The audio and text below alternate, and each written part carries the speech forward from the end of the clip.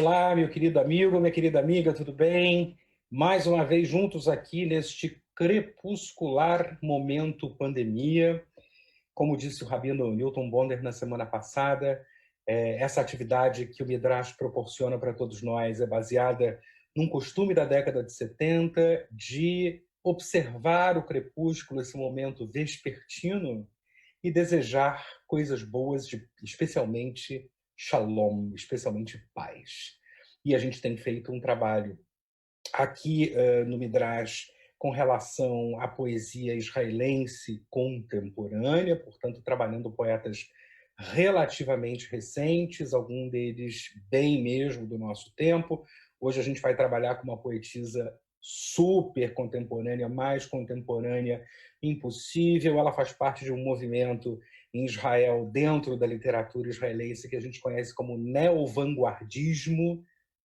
Ela é considerada uma das mais poderosas, uma das mais criativas.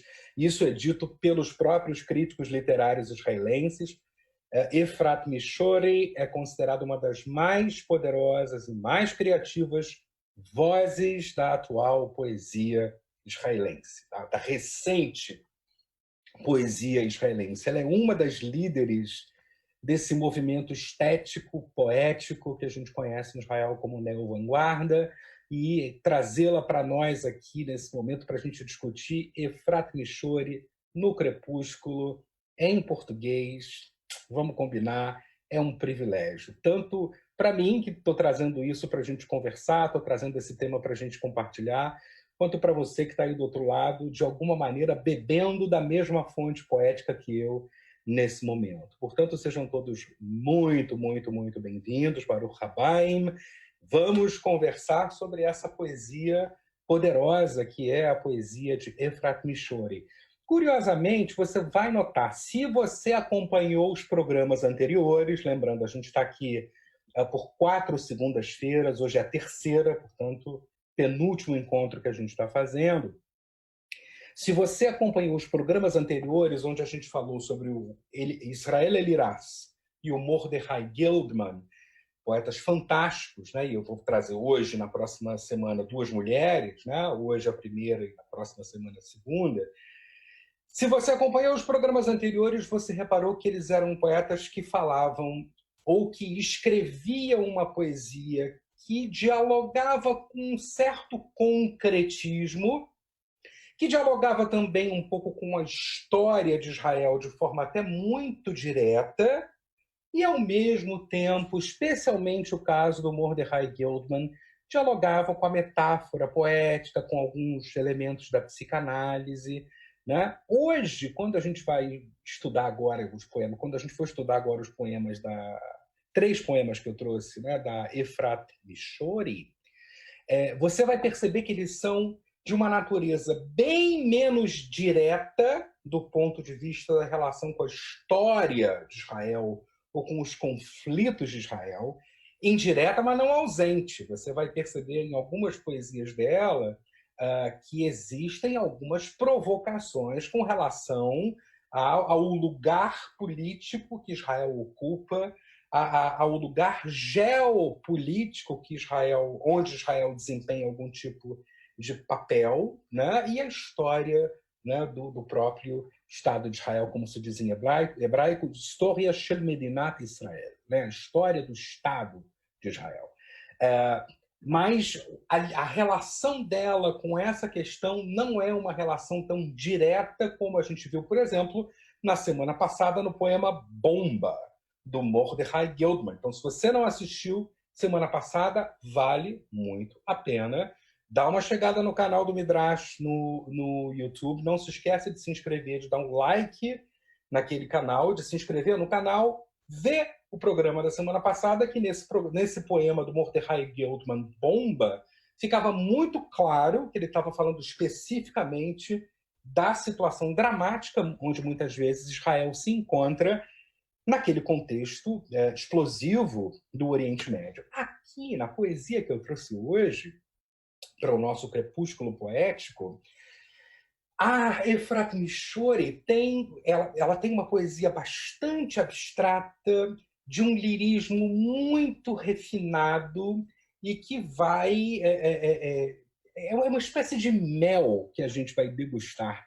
Mel que a gente vai degustar com a poesia, com esses 3 poemas que eu trouxe dela. Agora, é um mel israelense, ou seja, não é aquele mel totalmente docinho. Ele tem lá o seu amargor, porque Israel é um país que tem que lutar pela sua sobrevivência literalmente diariamente. E é lógico que isso, de alguma maneira, atinge aos seus artistas, atinge os seus poetas, os seus músicos, os seus pensadores, os seus intelectuais.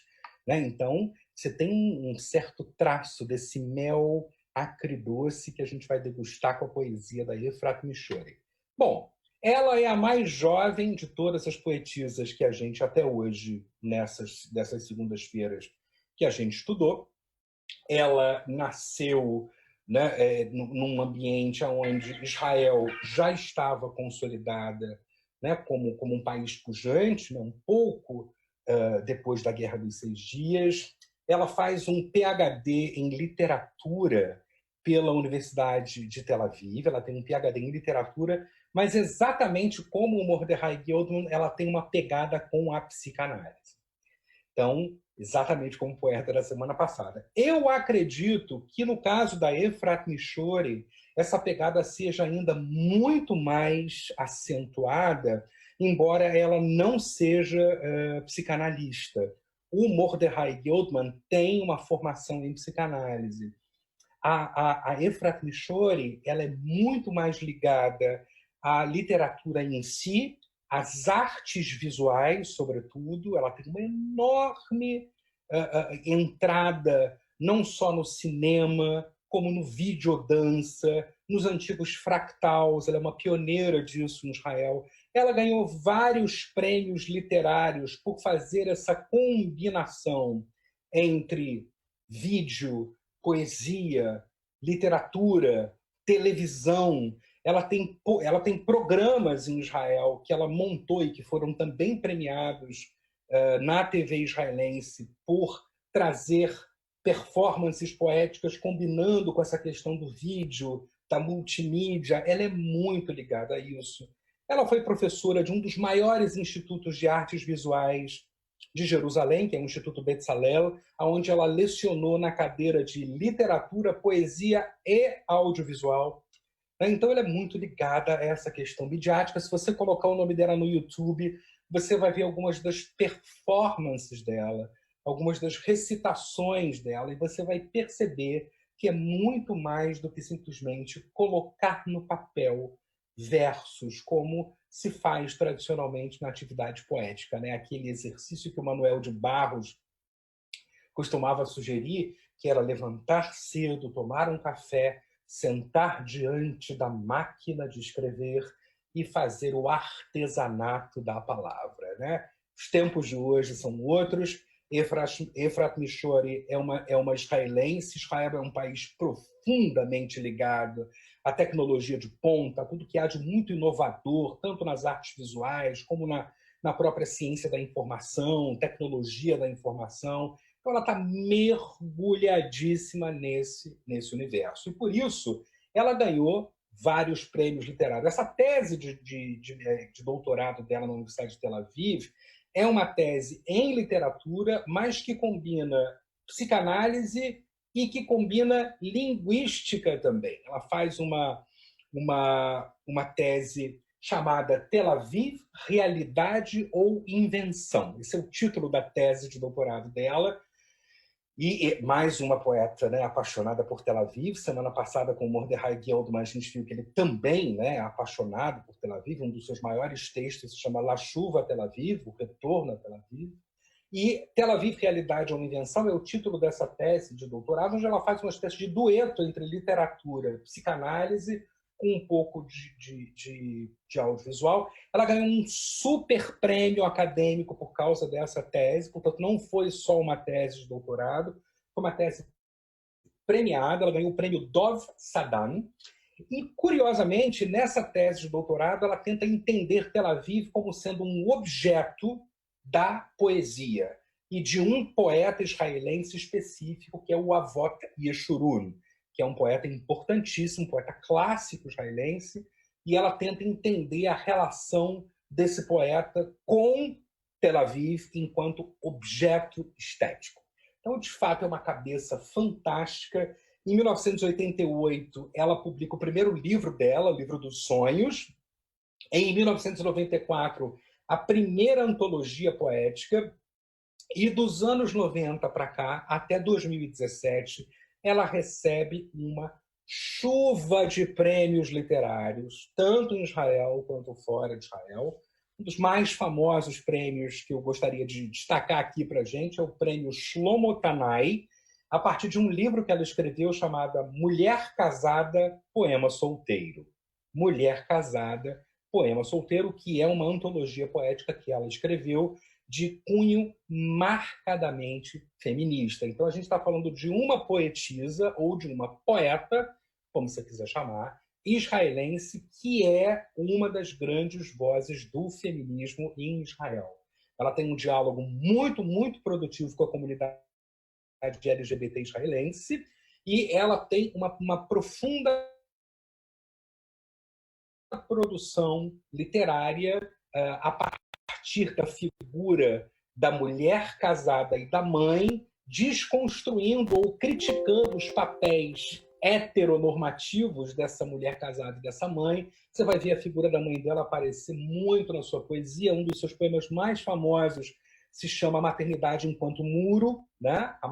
Motherhood as a Wall, a maternidade enquanto muro. Então, ela é uma pessoa, de fato, ela é uma figura fantástica. Né? Quem dera a gente pudesse um dia trazer a Efrat Mishori para falar no Midrash quando essa pandemia passar e dar uma palestra para a gente sobre a sua trajetória poética. Vamos passar para o primeiro poema dela. A gente tem pouco tempo. Esse primeiro poema se chama Começo. Então vamos comentar, vamos refletir, pensar, beber um pouco desse mel, né, de cada um desses poemas. Vamos a este primeiro poema, que se chama Começo. Antes da gente começar a falar dele, deixa eu te contar uma coisa.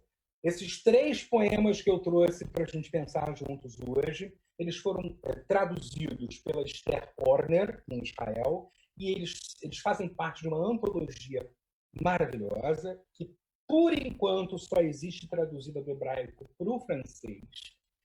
Mas é uma antologia linda que vale muito a pena para quem lê francês comprar essa antologia. Recomendo demais. Ela se chama Cada Um Tem Seu Nome, Poetas e Artistas Mulheres Israelenses. É uma antologia de várias poetas, poetisas israelenses e, é lógico, a Efrat Mishori é uma das principais estrelas dessa antologia. Né? Repetindo, cada uma tem seu nome. Chacune a son nom. Você pode achar isso certamente para comprar nos portais de livros que você encontra aí por esse universo virtual da internet. Tudo bem? Então, esses 3 poemas que a gente vai ler estão presentes nessa antologia. Vamos ao começo, e aí vamos começar do começo para ler o começo. Eu leio o poema inteiro e depois a gente vai pensar juntos o poema e, de alguma maneira, se comunicar, né, por esse meio virtual que a gente está se comunicando. Essa imagem que você está vendo ao lado do poema, antes de eu começar a leitura, é sempre importante explicar. Ela é uma imagem lindíssima. Ela é o livro de Bereshit, que significa começo também em hebraico. É o livro da Torá, o primeiro livro da Torá, o livro de Bereshit. Em português, nós conhecemos o primeiro livro da Torá como Gênesis. E ele está escrito, né, um bom trecho desse livro, Bereshit, ou Começo, ou Gênesis, num ovo cozido. Né? Na verdade, na casca desse ovo, ele é uma escultura que você pode ver no Museu de Israel, The Israel Museum, em Jerusalém. Né? Então, é uma escultura que está aí para, de alguma maneira, dialogar com essas letras poéticas da Efrat Mishori. Vamos lá, vamos ler o poema. Começo é algo que nasce do esquecimento, já o fim é da lembrança que nasce. A ordem advém da desordem e a primeira desencorajou a segunda. Porém, uma criança nasce de uma criança. A mão nasce de outra mão, assim como a boca de uma boca, a grandeza da grandeza e o medo do medo. Efrata vem de Efrata, não, melhor que nasça de uma mãe. Então, já de cara, nesse poema, a gente encontra lá no final dele a figura da mãe. A figura da mãe vai aparecer também no segundo poema que a gente vai ler daqui a pouco, né? Ela é uma figura, como disse para você, recorrente na poesia da Efrat Mishore, por uma série de razões, mas muito provavelmente por causa da crítica que ela faz às relações de gênero e a importância do papel da mãe como elemento, né, na discussão sobre as relações de gênero, não só em Israel, como no mundo todo, especialmente em Israel e no Ocidente. Então a gente vê a figura da mãe aparecendo aqui, e o poema já tem um nome bastante interessante, que é começo, né? Que é uma palavra pesada em toda e qualquer língua. Começar é sempre alguma coisa que requer de nós coragem, né? Sobretudo os nossos novos começos, e que requer rupturas, muitas vezes. Então, ela começa o poema definindo, em alguma instância, a natureza do que é o começo, ou pelo menos de onde ele vem. Lê comigo de novo. Começo é algo que nasce do esquecimento. O começo é sempre um novo espaço. E um novo espaço que, em alguma medida, exige que nós abandonemos os velhos espaços. Esqueçamos as velhas mordidas da vida. Né? Começo é algo que nasce do esquecimento. Mas ela faz uma observação dialética logo no segundo verso, fazendo aquele contraponto de antítese que eu já falei para vocês na semana passada e na retrasada, que me parece ser uma marca da poesia israelense contemporânea. Né? Começo e fim, claro, escuro, água, terra, bom, mal. Começo é algo que nasce do esquecimento. Já o fim é da lembrança que ele nasce. Né? O fim é da lembrança que ele... Esse verso, esse início de verso, como ele é drummondiano, né? Carlos Drummond de Andrade, naquele poema que eu citei na semana passada, como aquele poema dialoga com esse verso aqui, quando ele diz: as coisas findas, muito mais que lindas, essas ficarão. Lembram-se desse poema do Drummond? Amar o perdido deixa confundido este coração. Nada pode o ouvido contra o sem sentido apelo do não. As coisas tangíveis tornam-se insensíveis à palma da mão. Mas as coisas findas, muito mais que lindas, essas ficarão.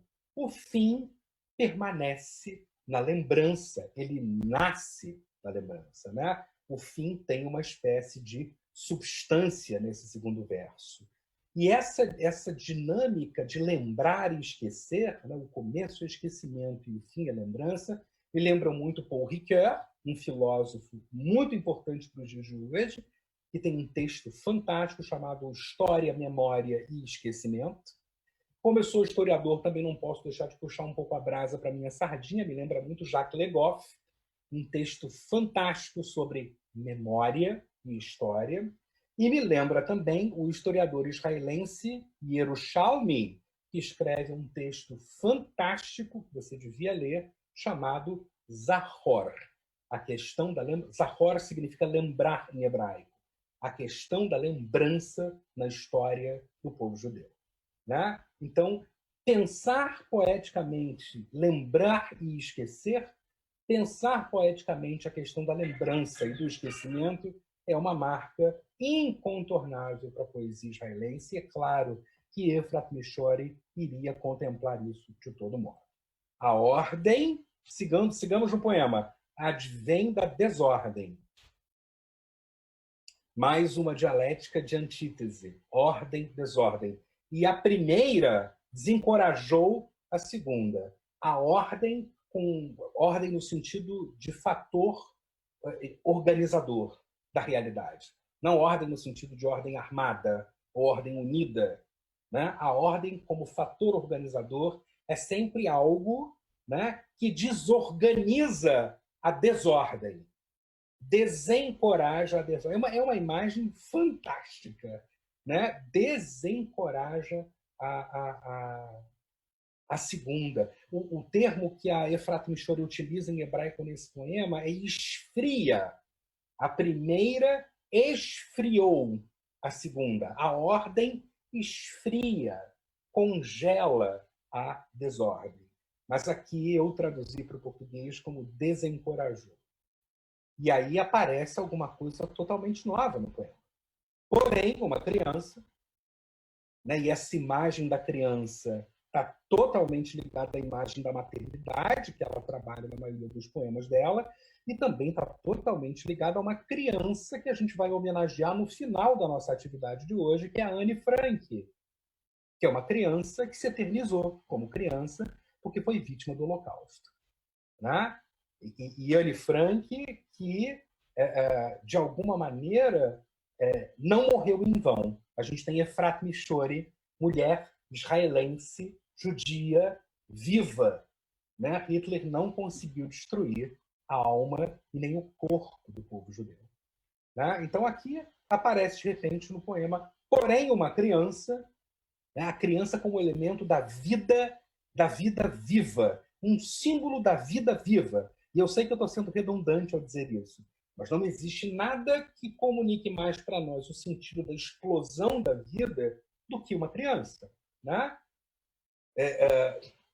Não é à toa que as imagens de crianças passando por mazelas que a gente muitas vezes vê na televisão, né, nos chocam profundamente, porque elas nos colocam com o contrário daquilo que a gente consome quando a gente vê a criança, que é a vida viva. E aí ela vai dizer, olha, uma criança nasce de uma criança, porque a criança é um elemento universal de tudo aquilo que está vivo. Né? Uma criança nasce de uma criança. A mão, enquanto elemento de ação do homem no mundo, né? O homem que se caracteriza, por exemplo, para alguns antropólogos mais ortodoxos, como sendo aquele que tem o polegar opositor, e a partir desse polegar opositor ele desenvolve linguagem, a mão nasce de outra mão. A ação do homem produz um sistema de ações do homem. Assim como a boca nasce, né, de uma boca. Assim como a boca de outra boca. Né? A boca enquanto linguagem, enquanto mensagem, enquanto fala. Né? A boca nasce de outra boca. E aí ela começa a entrar em ambientes mais estratosféricos. Né? A grandeza da grandeza. E aí ela faz uma observação que é um recado poético que ela nos dá. O medo também nasce do medo. Quanto mais medo, medo. Né? Me lembra um pouco os Lusíadas do Camões, né? Onde mais mar houver, lá chegar. Romper com o medo. E aqui ela diz, o medo nasce do medo. E aí ela dá um toque biográfico a esse poema falando do nome dela. Efrat vem de Efrata. E aí uma pequena observação. O que significa esse nome? Né? Efrat vem de Efrata. E para a gente entender a grandeza, Efrat Mishori é o nome dela. Né? O nome de solteira era Efrat Tzedaka, que é uma palavra muito interessante em hebraico que tem a ver com justiça. Efrat é um nome de origem cananeia. Ele está muito presente na língua hebraica em função do nome de uma certa região em torno da cidade de Bethlehem, Efrata. A poetisa palestina Natalie Handel, que se comunica de alguma maneira com a poesia da Efrat Mishori, esses poetas, eles todos... A Efrat Mishori produziu poesia que foi traduzida para o árabe e foi publicada em jornais iraquianos. Né? Ela tem uma poesia muito difundida no mundo árabe a partir dos jornais literários árabes. A poetisa Efrat Mishori. A Natalie Handel é uma poetisa palestina, também contemporânea, da mesma idade que a Efrat Mishori, e ela tem um poema que se chama Efrata. E os dois versos desse poema da Natalie Handel diz assim: Efrata é o nome cananeu da Palestina, que quer dizer frutuoso, rico, próspero. Então, Efrata, Natalie Handel é o nome da poetisa. Se vocês quiserem procurar, ela é uma poetisa extraordinária também.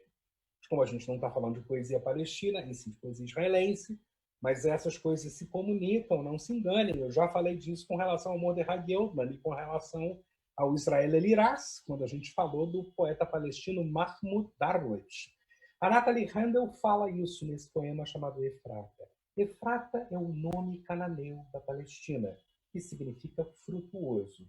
E aqui ela diz assim, Efrat, meu nome, porque o nome dela é Efrat Mishori, vem de Efrata. E aí ela diz, não, melhor que nasça de uma mãe. Ou seja, eu, Efrat, sou humana. Eu sou, antes de qualquer coisa, um ser humano. Né? Antes de vir de uma determinada região, antes de vir de Israel, antes de ser judia, antes de ser israelense, eu sou humana. Né? Efrat vem de Efrata. Não, melhor que nasça de uma mãe. Belíssimo poema, né? Começo é algo que nasce do esquecimento. Só esse primeiro verso já deixa a gente de pernas para o ar. Vamos ao segundo poema. O segundo poema é lindíssimo. Ele se chama Se a Tua Vontade. Se a Tua Vontade. A gente tem pouco tempo, mas vamos lá, porque é sempre muito bom analisar esse gênio da poesia israelense. Essa imagem que você está vendo aí é um selo do Dia das Mães em Israel, se não me engano, do ano de 1952. E eu coloquei ela de propósito para dialogar com esse poema, lembrando que o Dia das Mães em Israel, desde a independência de Israel, se discutiu muito quando é que seria o Dia das Mães em Israel, quando é que se comemoraria, que data se escolheria. Alguns historiadores muito ligados a efemérides diziam que era melhor comemorar o Dia das Mães no dia do aniversário de Hannah, matriarca do povo de Israel por excelência, né? Mãe do profeta Samuel, e por isso é considerada uma espécie de arquétipo da maternidade. E alguns outros historiadores diziam que não, que o Dia das Mães deveria ser comemorado em dezembro, próximo a Hanukkah, em homenagem aos Macabeus. E essa dúvida ficou o tempo todo em Israel. Hoje se criou uma outra definição, mas em 1952 o Dia das Mães se comemorava próximo a Hanukkah. É por isso que você tem aí essa data que você está vendo na imagem, né, do Dia das Mães. Vamos à leitura do poema Se a Tua Vontade. Se a tua vontade é de saber, pergunta, mamãe, e eu te responderei. Se a tua vontade é de tocar, toca, mamãe, e eu também tocarei. E se a tua vontade é de chorar, chora, mamãe, minhas lágrimas se seguirão as tuas. Mais uma vez, versos assim, de uma profunda, estou quase chorando aqui, de uma profunda sensibilidade. Né? Especialmente, me lembra muito um poema de um poeta contemporâneo japonês chamado Daisaku Ikeda. Ele escreve um poema chamado Haha, que significa em japonês mamãe, e que de alguma maneira se comunica com essa poesia da Efrat Mishori. O tema da mãe é um tema, como falei no início da nossa conversa, é um tema engajado para essa poetisa, para Efrat Mishori. A maternidade enquanto muro é um dos seus temas, eu disse isso também no início da nossa conversa. Ela tem uma crítica a esse congelamento do papel da maternidade. Mas, ao mesmo tempo, a gente percebe que ela injeta nessa poesia dois temas muito importantes. Um tema humanístico, que é o tema da reciprocidade. Aquilo que te toca, me toca. Aquilo que te alegra, me alegra. aquilo que te intriga, me intriga, aquilo que te comove, me comove. O tema da reciprocidade humana. Quem trabalhou muito isso, se não me engano, em 1740, foi o David Hume, que é um grande filósofo pré-iluminista, alguns vão dizer que iluminista. David Hume trabalhou isso num tratado chamado Tratado da Natureza Humana. Ele é um dos primeiros a evocar a questão da empatia como sendo um fio estruturante da personalidade, da psique dos homens e das mulheres. Então, esse é o primeiro elemento que ela injeta nesse poema, né, da reciprocidade.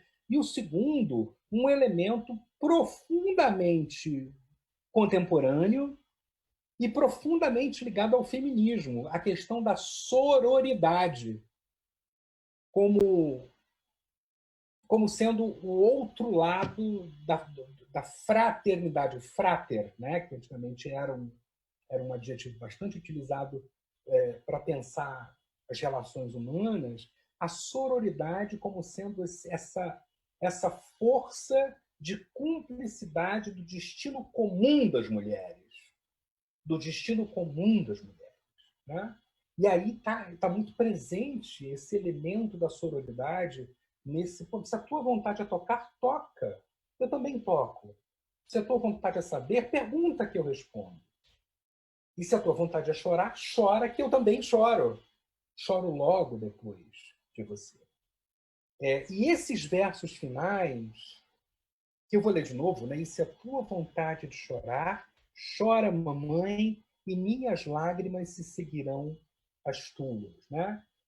Como é talmudiano o livro do Talmud, que é um dos mais importantes e estruturantes textos da literatura rabínica, né? A ideia talmúdica de que o destino de um único homem impacta no destino de toda a humanidade.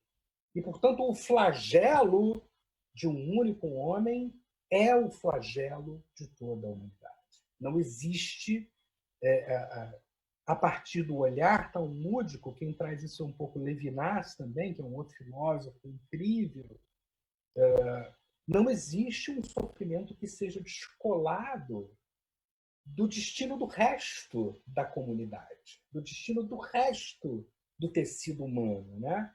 Se a tua vontade é de chorar, chora, mamãe, e as minhas lágrimas seguirão as tuas lágrimas. Existe aí, nesses versos finais, uma relação direta entre o particular, o meu choro, e o geral, o choro de todos. Né? O meu choro e o choro de todos. Em literatura, tem uma figura de linguagem que eu adoro, embora eu não seja professor de literatura, eu sou historiador, que é a figura literária da sinédoque. É quando você toma a parte pelo todo ou toma o todo pela parte. Essa figura está aqui. Né? O meu choro também é o teu choro, o teu choro vai ser o meu choro. Passemos ao terceiro e último poema deste crepúsculo. Ao terceiro e último poema que trago hoje, de Efrat Mishori. Essa imagem que você está vendo é uma mezuzá de um grande artista plástico israelense chamado Uri Kalfa.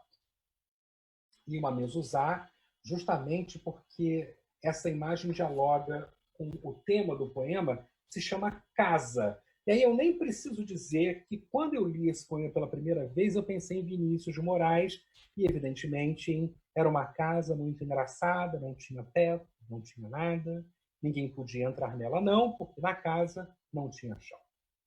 Ninguém podia subir na rede, porque na casa não tinha parede. Ninguém podia fazer xixi, porque pinico não tinha ali, mas era feita com muito esmero na Rua dos Bobos, número 0. Quem não lembra desse poema, ou quem nunca esbarrou com esse poema do Vinícius de Moraes, depois foi musicado para um musical infantil muito, muito bacana da minha época, e da época de muitos de vocês. E quando eu li esse poema, eu imediatamente me lembrei de Vinícius. É engraçado, né? Como esses poetas nos remetem à nossa própria literatura. Vou ler o poema. Era uma vez uma casa voadora. A casa tinha asas. As asas tinham coragem. A coragem tinha humor. E o humor, uma casa voadora. Tudo certo. O essencial é que uma casa tenha um espaço por dentro. O essencial é que ela tenha uma porta por onde se possa sair. E o essencial para entrar é que a forma da porta seja evidente para aqueles que entram. Aqueles que tentam de outra maneira se enraivecem. E os que se enraivecem acabam fugindo. E aquele que foge acaba voltando para pedir um copo de água. Ui, é de tirar o fôlego ou o couro da gente. Não sei se é o fôlego ou se é o couro da gente, né?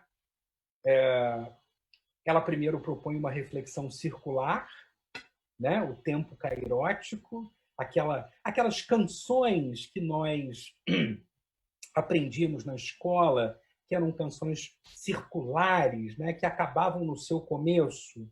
Belarmino tinha uma flauta, a flauta do Belarmino. Sua mãe sempre dizia: toca a flauta, Belarmino tinha uma flauta, a flauta do Belarmino. Aquelas canções circulares. Né? Vejam, o primeiro extrato do poema termina no seu começo. Né? Era uma vez uma casa voadora. A casa tinha asas, as asas coragem, coragem humor, e o humor uma casa voadora. Ela faz um círculo perfeito. Mas ela, nesse círculo perfeito, ela dá as dicas da natureza descritiva dessa casa. Não é uma casa qualquer, é uma casa voadora, como a de Dorothy em O Mágico de Oz, que voa do Kansas para outras dimensões. Não é uma casa qualquer, é uma casa voadora. E ela é voadora porque ela tinha asas. Essas asas são dotadas de coragem. E aí já há uma dimensão psíquica desse elemento. É um elemento dotado de coragem, mas não só de coragem, porque a coragem pode levar à bravura cega. Coragem, mas humor. E ninguém aqui que está vendo essa live comigo, ou as pessoas que frequentam o Midrash já puderam ver várias palestras nesse sentido, ninguém aqui duvida da questão do humor na trajetória do povo judeu. Né? E da questão do humor na trajetória dos judeus israelenses. A ideia do humor é fundamental como elemento não só de escape, de fuga da realidade, mas de enfrentamento da própria realidade. Então, ela é uma casa que tem asas dotadas de coragem, mas também são dotadas de humor. Me parece que temos aí uma prosopopeia, uma personificação do próprio Israel. Do próprio Israel. E aí ela diz, Kol Beseda, tudo certo. Né? Não tem problema. Kol Beseda, Mafi Mushkila, em árabe. Kol Beseda, em hebraico. Tudo certo. O essencial, o importante, é que a casa tenha um espaço por dentro. É que ela seja dotada de conteúdo. Ela não pode ser uma bolha de sabão. Ela tem que ser uma casa com um espaço doméstico. A ideia da casa, a ideia da nação que tem direito à vida doméstica, à vida interna. E não ao gueto. Esse verso, esse conjunto de versos, é uma espécie de. Eu estou chamando isso de anti-gueto, quando eu fiz o estudo desse poema para pensar junto com vocês. Que o gueto não tem porta. O gueto de Veneza, ele tinha porta, mas era uma porta controlada pelos funcionários do Dodge de fora. O gueto de Varsóvia, o gueto de Lodz, eles não têm porta, eles têm muros. Claro que eles têm uma saída, mas essa saída não é controlada por quem está dentro. Aqui, Efrat Mishori evoca uma casa que é a epítome da própria liberdade. É uma casa anti-gueto. Vejam, É essencial que essa casa tenha uma porta, leia comigo o poema, por onde se possa sair. Mas também é essencial que a forma dessa porta seja evidente, seja clara, seja visível, para que se possa entrar por ela. Então, essa porta, ela é uma porta de saída, mas ela também é uma porta de entrada. É a porta que concretiza a liberdade que a casa representa. E aí ela vai dizer, olha, aqueles que tentam de outra forma, aqueles que fazem algo diferente do que eu acabo de descrever, se enraivecem, caem na cólera, como ela coloca no original em hebraico. Caem na cólera, se enraivecem. Os que se enraivecem, aí ela toma o mesmo movimento no início do poema, o cíclico. Se enraivecem. Os que se enraivecem acabam fugindo. E aquele que foge acaba voltando. E quando volta, volta para pedir um copo de água. Aquele que foge, volta acovardado. Volta pedindo um copo de água. Volta numa outra condição. Numa condição assimétrica, numa condição de profunda humildade e numa incapacidade, talvez, de negociar, porque saiu fugido e enraivecido pela porta. Que poemas, não? Fantásticos. Eu não falei do Gueto à toa. Eu falei porque trouxe para vocês de presente, nesse crepúsculo, o Coral Judaico de Toronto, que recentemente fez uma apresentação aqui em Toronto com uma peça escrita por Judy Adelman Gershon. Ela autorizou que eu trouxesse isso para vocês. Eu participei desse projeto, vocês vão poder me ver nesse vídeo. E é uma peça coral baseada numa entrada de 12 de fevereiro de 1944 do Diário de Anne Frank. É uma homenagem a essa garotinha que ficou trancada numa casa sem porta, sem entrada e sem saída, e que foi covardemente aprisionada e morta pelos nazistas, mas nunca destruída. Nunca destruída. Efrat Mishori, essa mulher adulta israelense livre, é a prova concreta disso. Então eu queria terminar esse nosso crepúsculo de hoje com Longing, composição de Judy Adelman Gershon, e a performance é do Toronto Jewish Chorus, o coro judaico de Toronto. Vamos lá.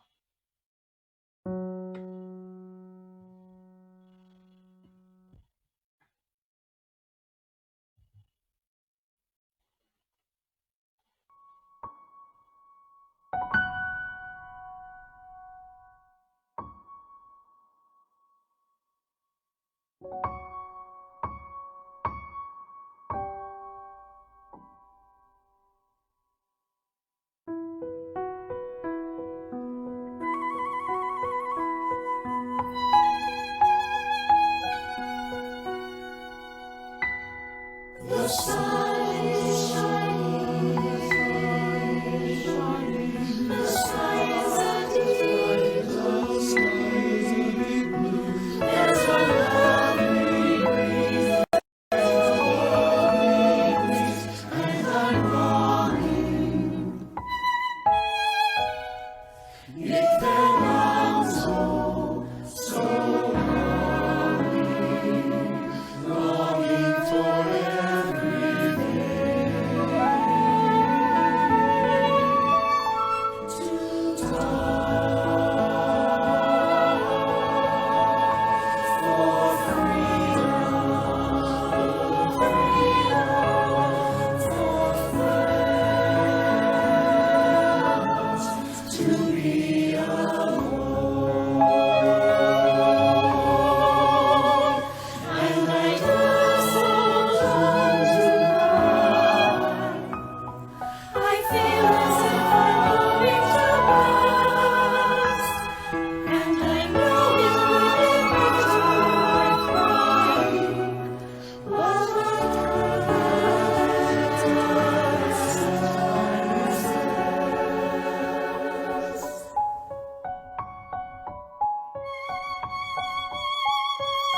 I go from one room to the other, right through the crack of a closed window, right through the crack of a closed window. Fill my heart beating as it is saying, won't you satisfy my longings at last? Let it spring within me. I feel that spring is awakening. I feel it in my whole body and soul. It is a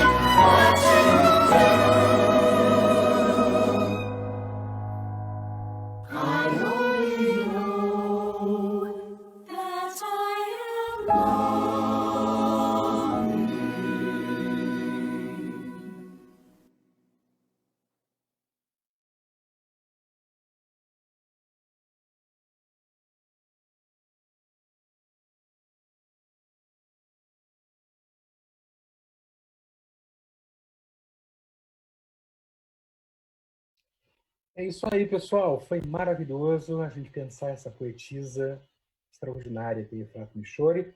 Na semana que vem a gente se encontra novamente aqui para o nosso último encontro dessa série de 4 crepúsculos poéticos de poesia israelense contemporânea.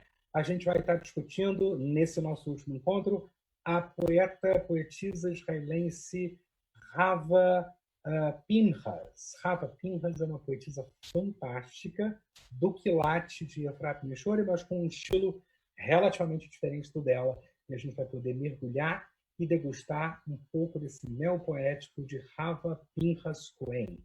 A gente se vê na semana que vem. Um forte abraço para você. Tudo de bom, pessoal. Boa semana. E não deixem de assistir as programações de amanhã, de quarta e de quinta-feira. Um abraço. Parabéns, Midrash, por mais essa iniciativa. Tudo de bom.